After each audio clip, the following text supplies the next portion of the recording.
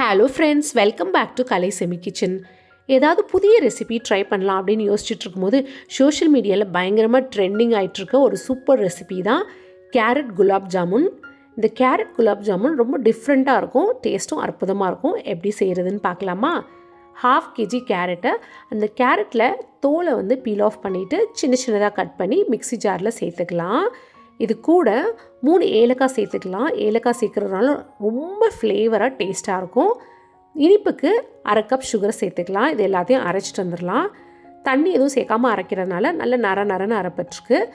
இதில் 1/2 கப் காய்ச்சி ஆற வச்ச பால் சேர்த்துக்கலாம். இந்த பால் சேர்த்து உடனே அரைச்சிடக்கூடாது. பால் மிக்ஸி ஜாரை விட்டு தெறிக்க சான்சஸ் இருக்குது. அதனால் இதை நல்லா மிக்ஸ் பண்ணி விட்டு அதுக்கப்புறம் அரைச்சிட்டு வந்துடலாம். பால் சேர்த்து அரைச்சதுக்கப்புறமா நல்ல சாஃப்ட் டெக்ஸ்சரில் சூப்பராக அரைப்பட்டுருச்சு. இப்போ இதை எடுத்து ஒரு ஓரமாக வச்சுட்டு ஸ்டவ்வில் ஒரு இடமான பேன் எடுத்து வச்சுக்கலாம். 2 ஸ்பூன் நெய் சேர்த்துக்கலாம். நெய் உருகினதும் நம்ம அரைச்சி வச்சுருக்க இந்த கேரட் விழுதை இதில் சேர்த்து நல்லா மிக்ஸ் பண்ணி விடணும். இது எந்த அளவுக்கு நல்லா அந்த நெய்யோடு சேர்த்து நம்ம மிக்ஸ் பண்ணி விடுறோமோ அந்த அளவுக்கு டேஸ்ட்டாக இருக்கும். இன்னும் ஒரு 1/4 கப் பால் கூடுதலாக இதில் சேர்த்துக்கலாம். இது கூட இனிப்புக்காக 2 ஸ்பூன் சுகர் சேர்த்துக்கலாம். ஆல்ரெடி நம்ம அரைக்கும் போது சுகர் சேர்த்துருக்கோம். இப்போ எக்ஸ்ட்ரா கொஞ்சம் ஒரு 2 ஸ்பூன் சுகர் சேர்த்துக்கலாம். சேர்த்து இதை நல்லா மிக்ஸ் பண்ணி கிளறி விட்டுட்டே இருக்கணும், கைவிடாமல். ஒரு 5 நிமிஷம் ஆனதுக்கப்புறமா 1/2 கப் ரவை இதில் சேர்த்துக்கலாம். சேர்த்து கிளறி விட்டோன்னா ஒரு 2 to 3 மினிட்ஸ்லேயே நல்ல ஒரு கெட்டி தன்மைக்கு வந்துடும்.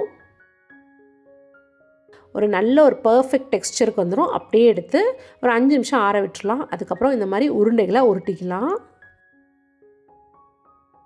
இருக்கக்கூடிய எல்லா மிக்ஸ்லேயும் உருண்டைகளை உருட்டி ரெடி பண்ணி வச்சாச்சு. 2 ஸ்பூன் கஸ்டர்ட் பவுடர் எடுத்து ஒரு கிண்ணத்தில் சேர்த்து காய்ச்சி ஆற வச்ச பால் 1/4 டம்ளர் இதில் சேர்த்து நல்லா மிக்ஸ் பண்ணிக்கலாம், லம்ஸ் இல்லாமல். இதை எடுத்து ஒரு ஓரமாக வச்சுட்டு ஸ்டவ்வில் சாஸ் பேனில் 1/2 லிட்டர் மில்க் சேர்த்து பாயில் பண்ணிக்கலாம். பால் சூடானதுக்கப்புறமா நம்ம மிக்ஸ் பண்ணி வச்சுருக்க அந்த கஸ்டர்ட் பவுடர் மில்க்கை இதில் சேர்த்து நல்லா மிக்ஸ் பண்ணணும். கஸ்டர்ட் பவுடர் சேர்த்துருக்கனால சீக்கிரமாக கெட்டி தட்டிடும். அதனால் கைவிடாமல் கிளறி விட்டு இனிப்பு சுவைக்காக 4 ஸ்பூன் சுகர் இதில் சேர்த்துக்கலாம். சேர்த்து இதை மிக்ஸ் பண்ணி விடணும். ஒரு 5 நிமிஷத்தில் நல்லா கெட்டியாயிரும். இந்த டெக்ஸ்சரில் இருக்கும்போது இதில் நமக்கு விருப்பமான எந்த நட்ஸ் வேணாலும் சேர்த்துக்கலாம்.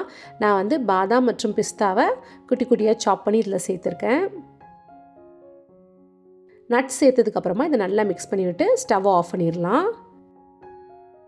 நம்ம உருண்டைகள் உருட்டி வச்சுருக்கோம் இல்லையா, அதை ஒரு பவுலில் எடுத்து அரேஞ்ச் பண்ணிவிட்டு இந்த பால் அதில் அப்படியே எடுத்து ஸ்ப்ரெட் பண்ணி விடலாம்.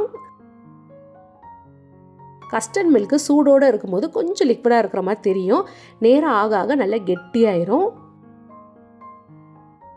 கஸ்டர்ட் மில்க் சேர்த்ததுக்கப்புறமா மேலே நட்ஸை தூவி விட்டு நம்ம இந்த மாதிரி பண்ணும்போது ப்ரெசன்டேஷனும் அவ்வளோ அழகாக இருக்கும். சாப்பிடும் போதும் நல்ல க்ரன்ச்சி ஃபீலிங்கோடு செம்ம சூப்பராக இருக்கும்.